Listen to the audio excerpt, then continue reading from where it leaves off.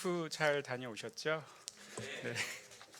저도 형제 자매님들 덕분에 못 갈 뻔했는데 네, 잘 다녀왔습니다.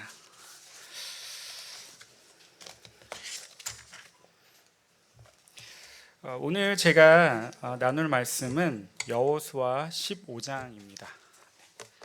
14장을 준비했는데 현우 형제가 14장을 하는 바람에 15장을 준비하게 되었습니다. 네. 현우 형제님 듣고 있죠? 네. 네, 우선 여호수아가 어떠한 사람인지 다 아시죠? 아시나요? 모르시나요? 네, 네. 구약 성경의 중요한 인물이죠. 여호수아가 이스라엘 백성이 가나안 땅에 들어가는데 큰 역할을 한 지도자가 여호수아입니다. 모세의 후계자로서 여호수아는 모세가 죽은 후 이스라엘 백성을 이끌고 요단강을 건너 가나안 땅을 정복하는 임무를 맡게 됩니다. 여호수아의 이야기는 여리고성 함락, 아이성 전투, 가나안 땅을 분배하는 과정 등이 중요한 사건으로 다루어집니다. 그는 이스라엘 백성에게 하나님의 명령을 따르고 가나안 땅을 차지하라는 사명을 받았으며 이 과정에서 많은 기적과 전쟁을 겪게 됩니다. 여호수아는 딱 생각나면 믿음과 순종이라는 생각이 들죠. 오늘 순종 자매님 나오셨나요? 안 나오셨나요? 네. 그래요. 네. 네. 그럼 본문으로 여호수아 15장 1절부터 한번 보도록 하겠습니다. 15장 1절 또 유다 자손의 지파가 그들의 가족대로 제비 뽑은 땅의 남쪽으로는 에돔 경계에 이르고 또 남쪽 끝은 신광야까지라 또 그들의 남쪽 경계는 염의 끝 곧 남양한 해만에서부터 아그랍빔 비탈 남쪽으로 지나 시내에 이르고 가데스 바네아 남쪽으로 올라가서 헤슬론을 지나며 아달로 올라가서 돌이켜 갈가에 이르고 거기서 아스몬에 이르러 애굽 시내로 나아가 바다에 이르러 경계의 끝이 되나니 이것이 너희 남쪽 경계가 되리라.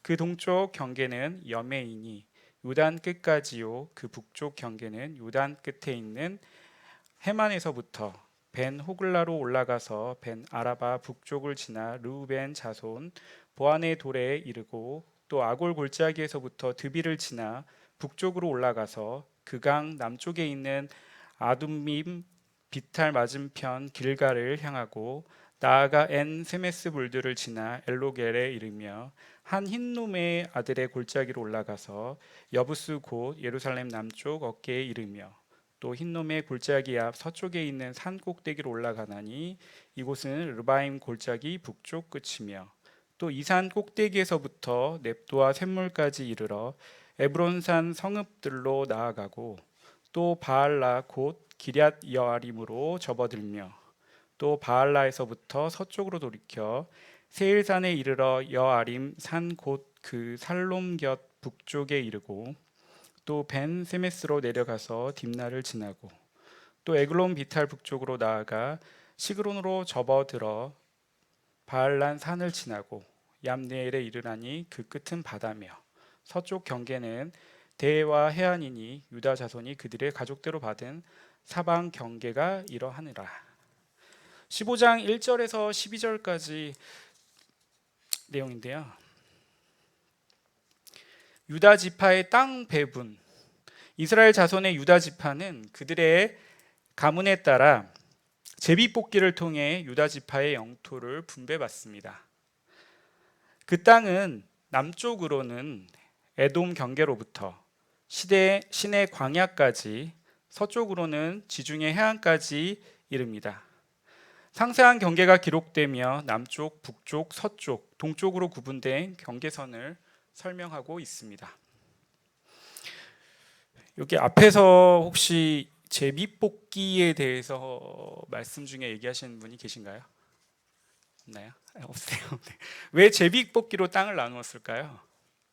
저는 읽으면서 조금 궁금하더라고요. 이스라엘 백성들은 하나님이 제비뽑기의 결과를 통해 그들을 공정하게 이끌어 주실 것이라고 믿었기 때문에 이 제비뽑기를 통해서 땅을 나누었다고 합니다.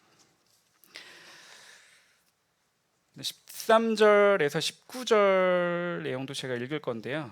딱 19절까지만 읽고 20절부터는 읽지 않을 거예요. 뒤에는 너무 난해하게 발음하기가 힘들더라고요. 13절 여호와께서 여호수아에게 명령하신 대로 여호수아가 기럇바르바 곧 헤브론을 유다 자손 중에서 분깃으로 여분의 아들 갈렙에게 주었으니 아르바는 아낙의 아버지였더라. 갈렙이 거기서 아낙의 소생 그 세 아들 곧 세세와 하이만과 달메를 쫓아내었고 거기서 올라가서 드빌 주민을 쳤는데 드빌의 본 이름은 기럇 세벨이라.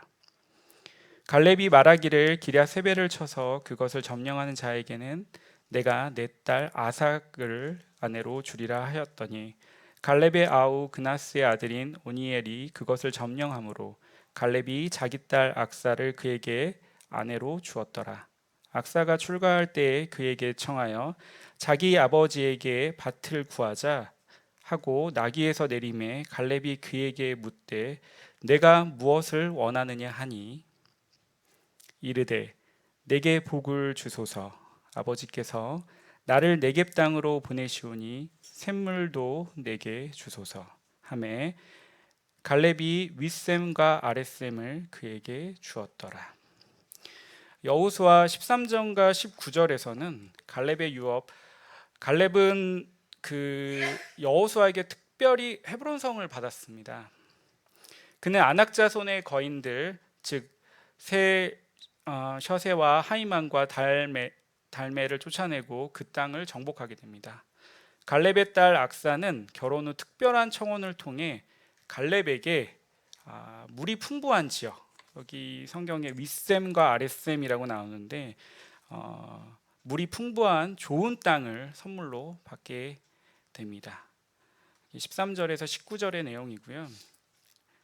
여호수아 15장은 63절까지 있는데요. 20절에서 63절까지의 내용은 유다 지파의 성읍들 유다 지파가 차지한 성읍들의 목록이 나열되고 있습니다. 총 112개의 성읍이 포함되어 있는데요. 제가 읽어보니까 발음하기가 참 쉽지 않더라고요. 그래서 제가 읽지 않고 설명하고 넘어가도록 하겠습니다. 이를 통해 유다 지파의 땅이 얼마나 광대한지 알 수가 있습니다. 이 성읍들은 남부 지역, 서부 평지, 산지, 광야 등에 걸쳐 있으며 주요 성읍들이 다양하게 분포되어 있습니다. 마지막으로 유다 자손이 예루살렘에 살고 있는 여부수 족속을 쫓아내지 못해 그들이 계속 예루살렘에 남아 있다는 기록이 있습니다. 15장 63절에 보면 예루살렘 주민 여부수 족속을 유다 자손이 쫓아내지 못하였으므로 여부수 족속이 오늘까지 유다 자손과 함께 예루살렘에 거주하느니라 라고 되어 있습니다. 우선 여호수아 15장의 핵심은 유다 지파가 그들의 상속받은 땅을 분배하는 과정과 또 유업에 대한 내용을 기록하고 있습니다. 여호수아 15장에서 유다 지파의 땅 분배와 갈렙의 성읍 정복에 관한 이야기를 중심으로 전개되고 있는데요. 이 장에서 얻을 수 있는 그 교훈들, 우리가 느낄 수 있는 하나님으로부터 받을 수 있는 것들이 무엇인지 한번 정리해 봤는데, 우선 첫 번째로 하나님의 약속은 반드시 성취됩니다. 여호수아 15장에서도 볼 수 있듯이 하나님께서 아브라함과 그의 후손들에게 약속하신 가나안 땅이 이제 이스라엘 자손들에게 분배되고 있습니다. 특히 갈렙은 하나님께서 모세를 통해 주신 약속에 따라 헤브론 땅을 받았습니다. 여호수아 14장 6절에서 14절에 나와 있는데요. 13절 내용이 나와 있습니다.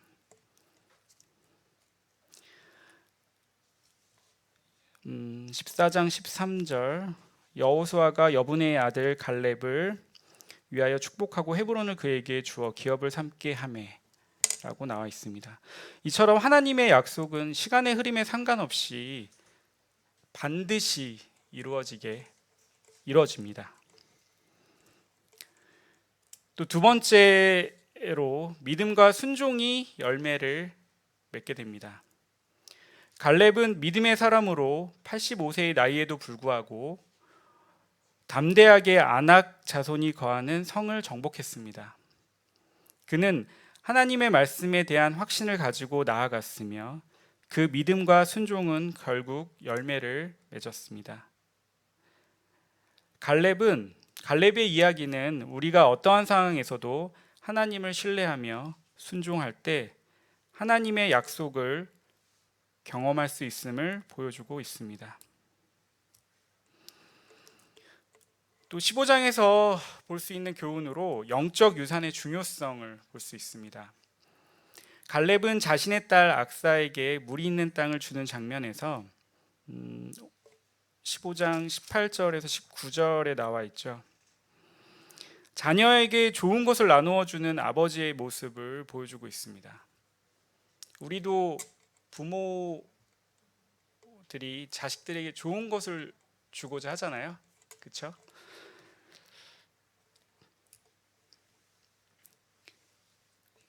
이는 우리에게도 믿음의 유산을 자녀에게 물려주는 것의 중요성을 보여주고 있습니다.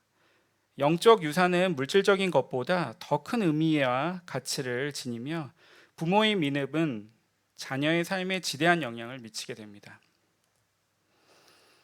저는 부모의 믿음이 자녀의 삶에 지대한 영향을 미친다는 이 말에 이번 캠프에서도 그 한 형제님과 이렇게 대화 교제를 나누는 가운데 제가 이제 아들이 이렇게 힘들어요, 뭐 고3이라 힘들어요 이런 얘기를 교제를 했는데 이런 얘기를 하시더라고요. 그럼 부모는 어떤가요? 라고 얘기를 하시더라고요. 형제는 어떤가요? 자식이 앞에서 이렇게 큐티도 하고 말씀도 보고 또 하나님을 섬기는 모습을 자녀에게 보여준 적이 있는지에 대해서 저에게 물어보시더라고요. 근데 사실 그 교제를 할 때는 그냥 우리 아들이 잘못됐어요 라는 말을 중점적으로 하다 보니까 사실 제가 그 얘기가 중요한 거를 빼먹었어요. 제가 문제가 있었고 저한테 문제가 있다는 부분을 몰랐는데 말씀을 준비하면서 부모의 믿음은 자녀의 삶에 진해한 영향을 끼친다라는 것을 보고 내가 하나님 앞에 내려놓고 또 내가 아들이 변하기를 원하는 게 자녀가 변하는 걸 원하는 게 아니라 내가 먼저 변해야 된다라는 부분을 느끼게 되었습니다. 자식은 부모의 거울이라고 하잖아요. 저는 그러니까 자녀 앞에서 나의 믿음이 어찌 했을까 다시 한번 돌아볼 수 있는 시간이 되었습니다.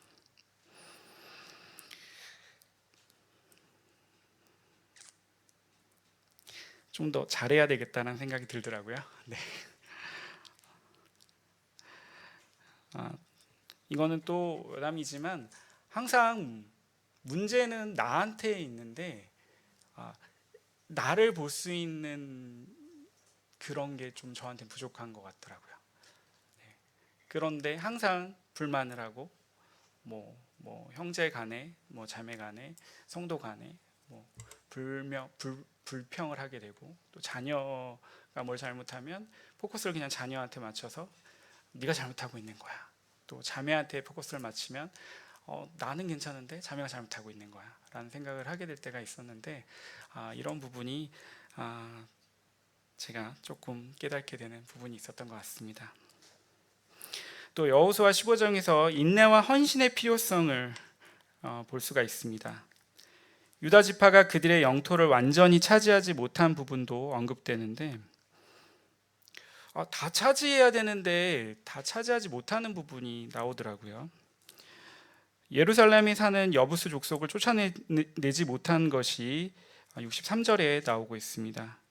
이로 인해 이들은 이후에도 어려움을 겪게 됩니다. 왜 다 차지하지 못하고 쫓아내지 못하고 어려움을 겪게 되었을까? 이는 우리에게 모든 영적 싸움이 단기간에 끝나는 것이 아니며 지속적인 인내와 헌신이 필요함을 가르쳐 주고 있습니다. 구원받은 날 자동으로 그리스도인의 모습으로 변하는 것이 아니라 우리의 신앙생활의 날이면 날마다 전쟁과 선택이 있습니다. 성도님들의 믿음 생활에도 그렇지 않은가요? 그러신가요? 전쟁과 선택이 있어요. 그때마다 두렵고 떨리고 우리의 구원을 이루라고 말씀하고 하나님은 계십니다. 빌립보서 2장 12절을 한번 찾아볼까요? 빌립보서 2장 12절입니다.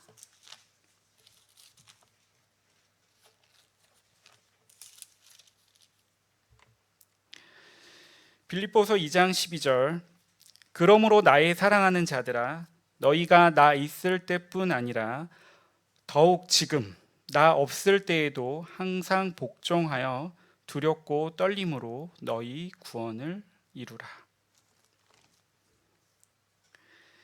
그때마다 두렵고 떨림으로 우리의 구원을 이루라고 말씀하고 계십니다. 또 15장에서 중요하게 볼 수 있는 게 공동체의 역할을 볼 수가 있었습니다. 15장에서는 지파 전체가 함께 땅을 나누는 장면이 등장합니다. 이는 공동체가 하나님의 인도하심에 따라 함께 움직이고 서로를 도우며 나아가는 중요성을 강조하고 있습니다. 믿음의 공동체는 서로 협력하고 연합할 때 더 큰 하나님의 은혜를 누릴 수가 있습니다. 저희 이번 캠프에서 연합이라는 말의 의미를 저는 새롭게 깨달았는데 이번 캠프의 주제가 뭐였나요? 네? 교회의 하나됨. 네. 연합이라는 뜻이겠죠, 그렇죠? 하나됨, 그리스도 안에서 하나됨이라는 뜻인데 연합은 사랑을 이루는 것이며 요한일서 4장 12절에서 어느 때나 하나님을 본 사람이 없으되 만일 우리가 서로 사랑하면 하나님이 우리 안에 거하시고 그의 사랑이 우리 안에 온전히 이루어지느니라 라고 말씀에 기록된 것 같이 하나님이 사랑이심을 깨닫게 되었습니다. 그 강사님께서 말씀하시는 내용과 또 저희가 또 분반도 했었죠. 첫날은 저희가 늦게 가서 참석을 못했었는데요.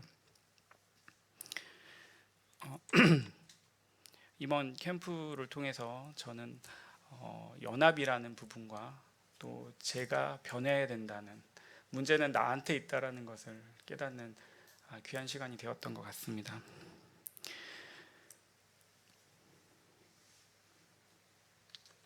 즉 우리 신앙생활에서도 그리스도와의 연합을 이루는 과정과 사랑을 실천하기 위해 내 자신을 낮추고 또 희생하고 헌신하는 과정이 그 바로 그리스도 안의 연합이라고 생각이 되어집니다.